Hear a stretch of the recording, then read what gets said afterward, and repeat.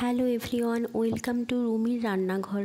আজকে আমি তোমাদের জন্য নিয়ে চলে এসেছি পালং শাকের একটি রেসিপি, যার জন্য আগে থেকে সবজিগুলোকে ভালোভাবে কেটে ধুয়ে রেখেছি। এখানে আমি নিয়েছি আলু, মূলো, গাজর, শিম, বেগুন এবং পালং শাক।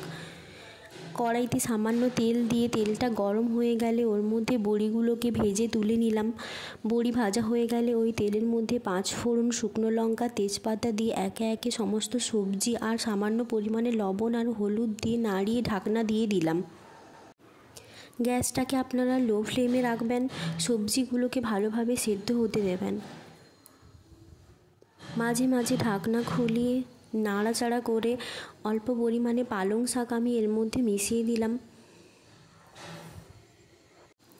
এরপরে দেখে নেব সবজিগুলো ভালোভাবে সেদ্ধ হয়েছে কিনা। সবজিগুলো ভালোভাবে সেদ্ধ হয়ে গেলে ওপর থেকে সামান্য পরিমাণে জিরের গুঁড়ো এবং অল্প পরিমাণে জল ছিটিয়ে আমি ভালোভাবে মিশিয়ে নেব। এবারে ভালোভাবে নেড়ে চেড়ে আগে থেকে ভেজে রাখা বড়িটা ওপর থেকে ছড়িয়ে মিশিয়ে নেব এবং স্বাদের জন্য সামান্য পরিমাণে চিনি দেব।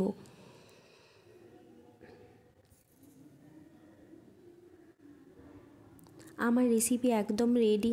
আমি এবার নামিয়ে নেব। আপনাদের যদি ভালো লাগে আপনারা একবার ট্রাই করে দেখবেন এবং আমার চ্যানেলটিকে সাবস্ক্রাইব করে দেবেন, লাইক, কমেন্ট এবং শেয়ার করবেন। Thank you.